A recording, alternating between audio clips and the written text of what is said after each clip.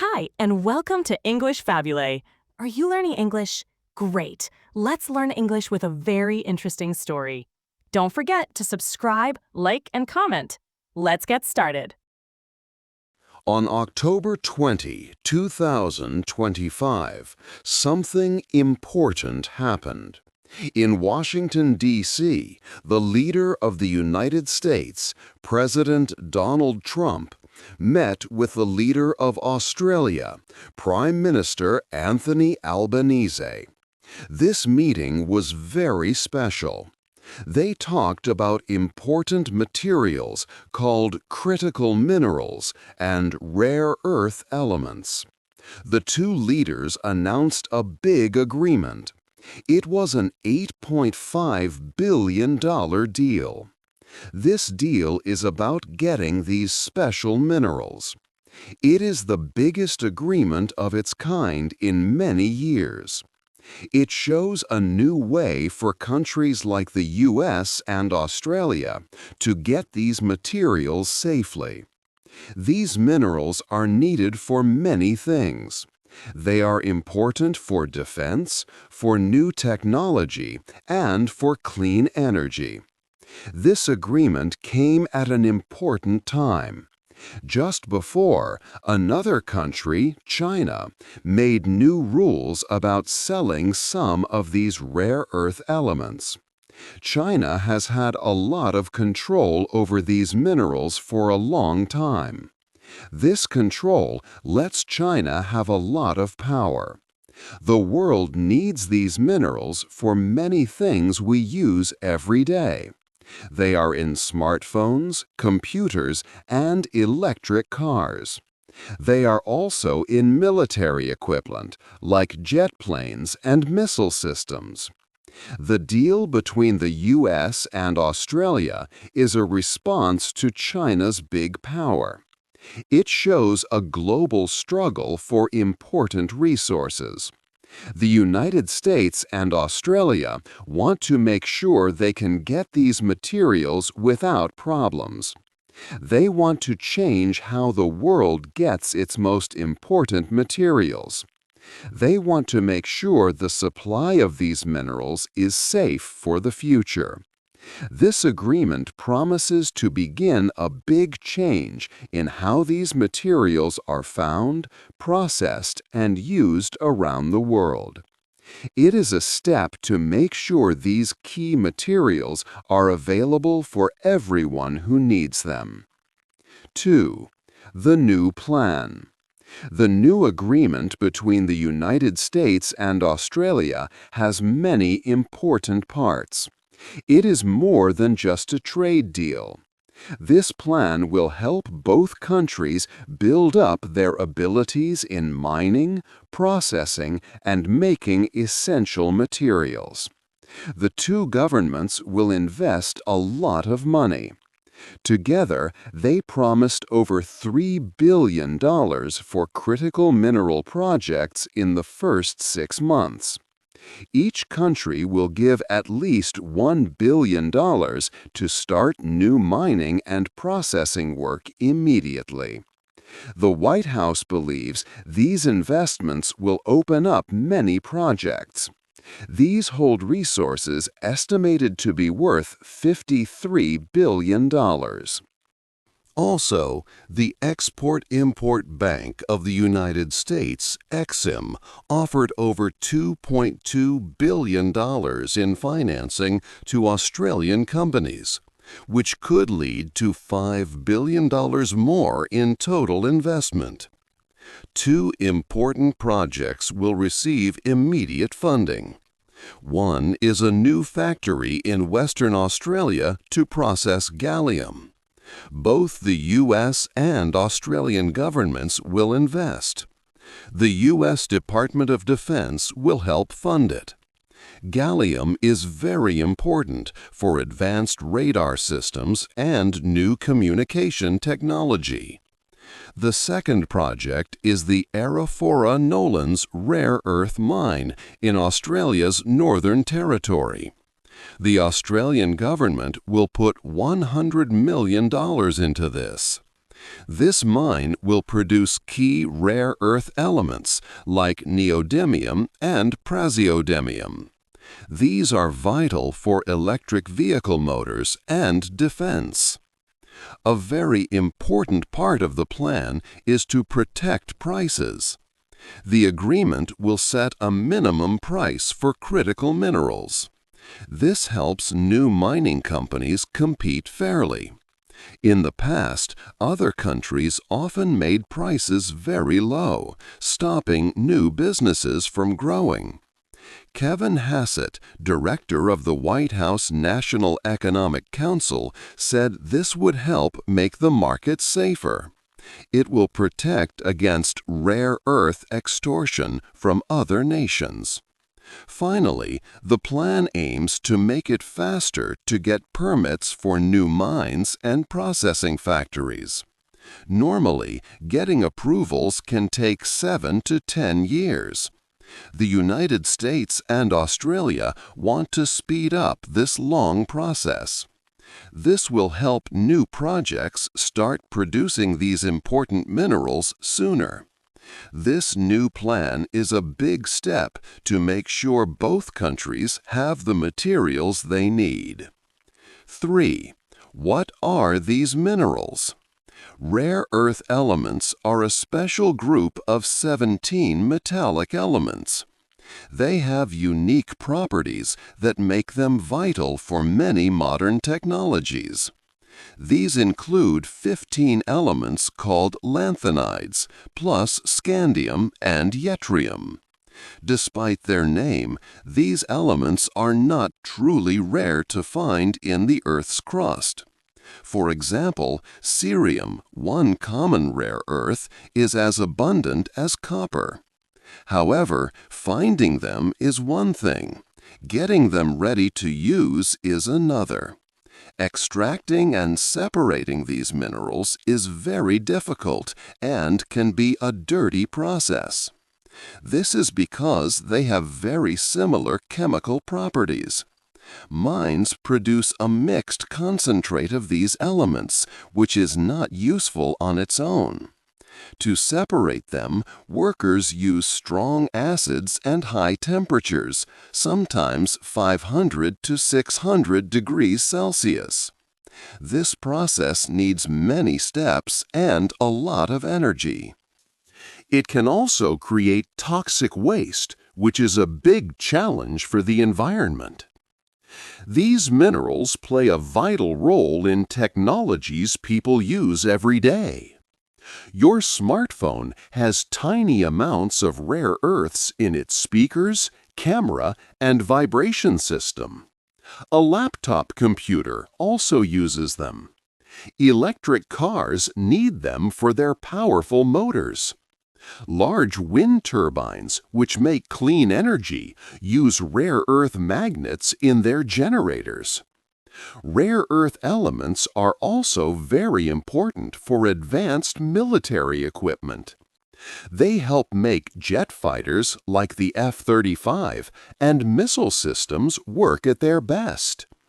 They are used in advanced radar systems and night vision equipment. Special magnets made with rare earths can work in the extreme heat of jet engines.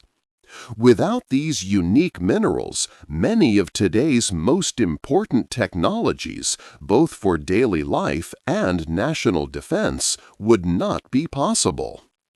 4. China's big power. China became a very strong player in the rare earth market over many years.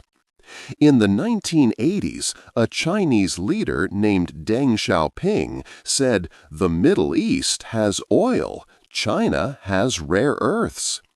This showed China knew how important these minerals were.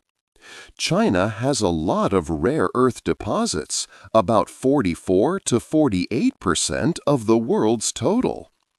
But simply having resources was not enough.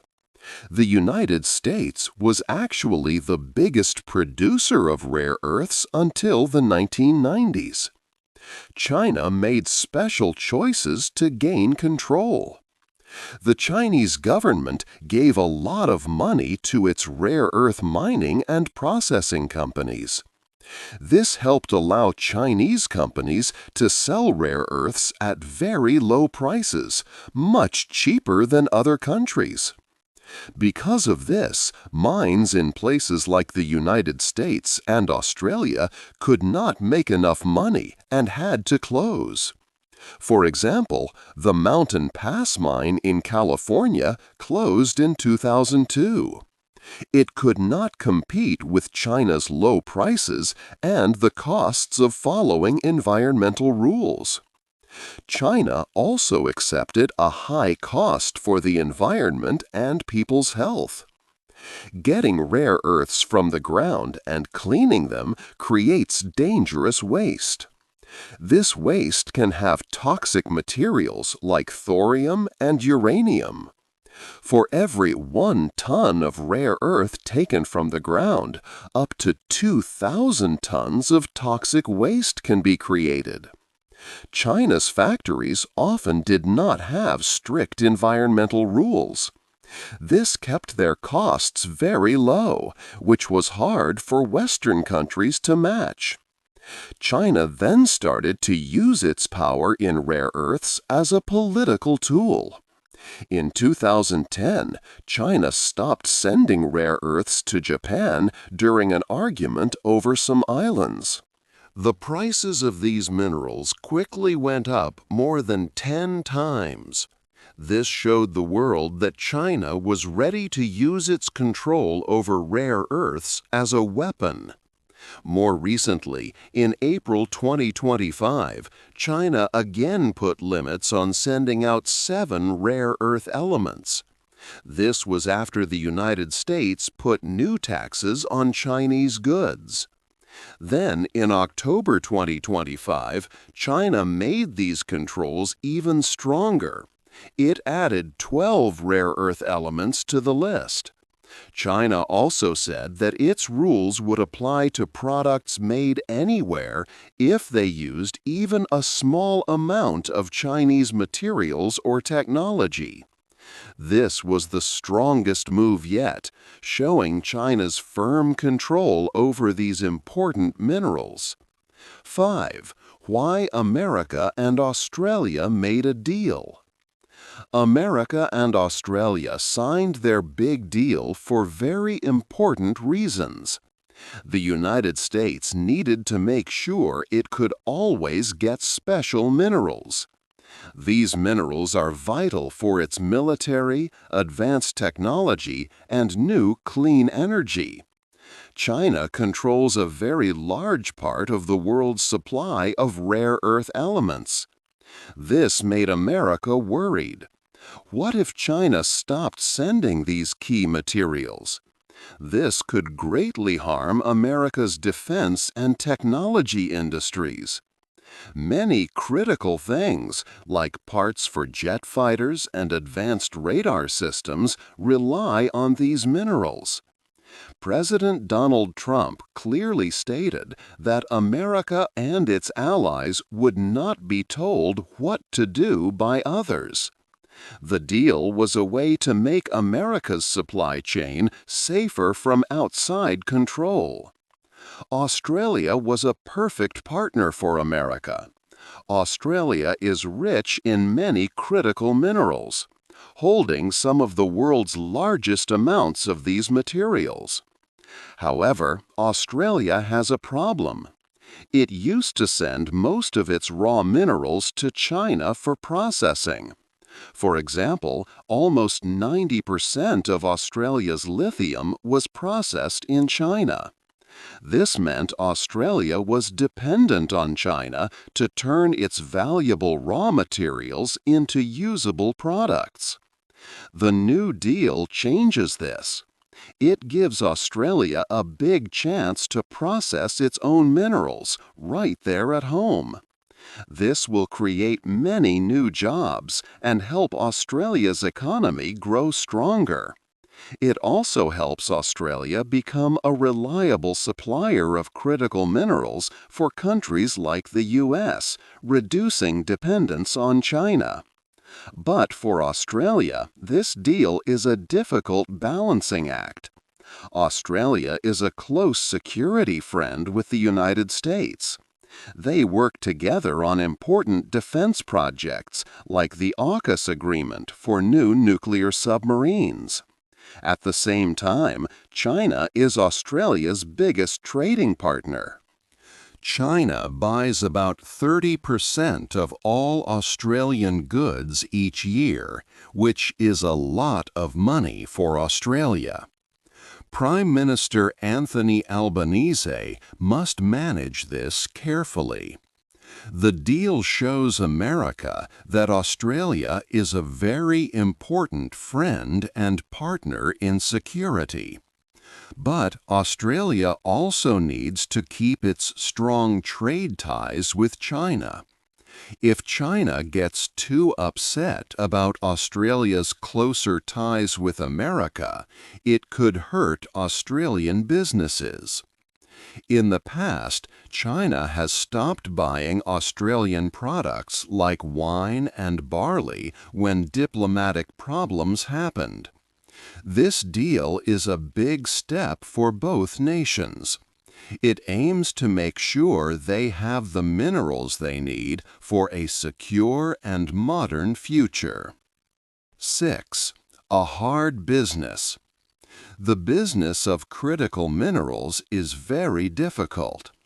One main challenge is how prices act. Prices for minerals can suddenly go up very high and then crash down just as quickly. This makes it very risky for companies to invest money. Imagine a company building a new mine. If the price of the mineral is high today, they might decide to spend billions of dollars. But by the time the mine is ready in 10 years, the price might be very low. This means the company could lose a lot of money. For example, cobalt prices went high, then fell sharply. Lithium prices also rose fast and then dropped by 70%. Such big changes make investors afraid. China sometimes makes this problem worse by producing many minerals and selling them cheaply. This makes it hard for new companies in other countries to compete. To help, the new agreement between the United States and Australia plans to set minimum prices. This helps companies feel safer about investing their money. Building a new mine or a processing factory is also a very long process. In Western countries, it can take 10 to 15 years from finding a mineral deposit to starting full production. During these many years, market conditions can change a lot. Because of this long wait and the risk of falling prices, private companies are usually very careful about investing. They need billions of dollars for these projects. Without strong government support, like money or special rules, it is hard to convince private investors to take such a big risk. There is also a chicken and egg problem. Mines dig up raw minerals, but these raw minerals need special factories to be processed and made useful. A mine needs a factory to buy its raw materials, and a factory needs a mine to give it materials. They both depend on each other. If you build a mine but have no factory, the mine's minerals cannot be used. If you build a factory but have no mine, the factory has nothing to process. China has managed to build both mines and factories together with government plans. But for countries like the United States and Australia, it is hard to make sure both parts are ready at the same time. This makes creating a new critical minerals industry very complex and slow. 7. The future is electric. The world is changing fast, moving towards new, clean energy. This change will need a lot more special minerals. People want more electric cars, and countries want more power from wind and sun. These new technologies use many critical minerals, like rare earths and lithium. Think about electric vehicles, which are becoming very popular. These cars need much more mineral material than traditional gasoline cars. For example, one electric vehicle uses about 6 times the amount of minerals compared to an older car. A big part of this is lithium, which is essential for the car's battery.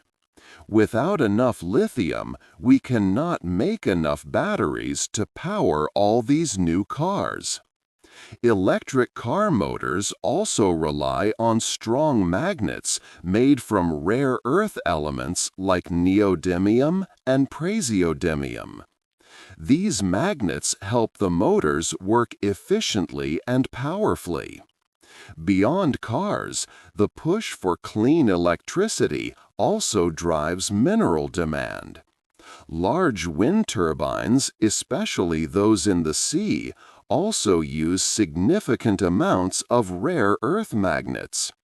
These magnets are key components in the generators that turn wind into electricity. As more wind farms are built around the world, the need for these rare earths grows bigger and bigger. Experts, including those at the International Energy Agency, have studied how much of these important minerals the world will need in the coming years. Their studies show a very large increase. They project that by the year 2035, the demand for rare earth elements will grow to 3 times what it was in 2022. This is a massive jump in just over a decade. For lithium, which is vital for batteries, the demand will increase even more dramatically. By 2040, the need for lithium could be 9 times higher than current levels. This clearly shows how quickly the world is shifting to electric power and clean energy sources. This huge increase in demand brings a big challenge. If there are not enough mines to dig out these materials, and not enough factories to process them into useful forms, the world will face a serious shortage. A lack of these critical minerals could slow down important global efforts to fight climate change. It could make it harder and more expensive to build enough electric vehicles, solar panels, and wind farms. This would mean a slower transition away from burning fossil fuels, which harms our planet. The total value of key minerals needed for this energy change, like copper, lithium, nickel, cobalt, graphite, and rare earth elements, is expected to more than double by 2040. This highlights how valuable and important these materials are for the future of our planet. Without a steady supply, making the world cleaner and greener will be very difficult. It is a big global problem that needs urgent and widespread solutions to avoid future bottlenecks. 8. What happens next? The agreement between the United States and Australia is now signed. This deal is important, but many questions remain. People want to know what will happen next. First, will private companies invest enough money? The governments have promised some billions, but many more billions are needed. Companies must believe that mining and processing critical minerals will be profitable. If prices go too low, companies may not want to invest. This makes the future unclear. Second, can new mines and factories be built without harming the environment? Mining and processing rare earths can create a lot of pollution and waste. For many years, other countries did this dirty work. Now, the US and Australia want to do it themselves. They must find a way to do it safely. Environmental groups in Australia have already shared worries about fast mine approvals. It will be hard to build new projects quickly and also protect nature. Third, how will China react? China now controls most of the critical mineral market. This new deal challenges their power. China might stop exporting more rare earths. They could also make it harder for Australian goods to enter China, as they have done before. China might even try to buy more mines in Australia. Beijing has many ways to respond, and this could make things difficult. This deal is a big first step. It shows that the US and Australia want to be free from depending on one country for important materials. But the road ahead is long and hard. It will take many years, maybe 10 years or more, to build new mines and factories. Also, it is not clear if there will be enough workers or new technologies needed. The world will watch to see if this big plan can truly change how we get critical minerals. What do you think is the biggest challenge for this new agreement? Hey there! Just a second before you go. If you learned something new today, please give this video a like, write your thoughts in the comments, and subscribe to the channel. It only takes a second, and it really, really helps to create even better English videos for you. Your support means the world. Thank you.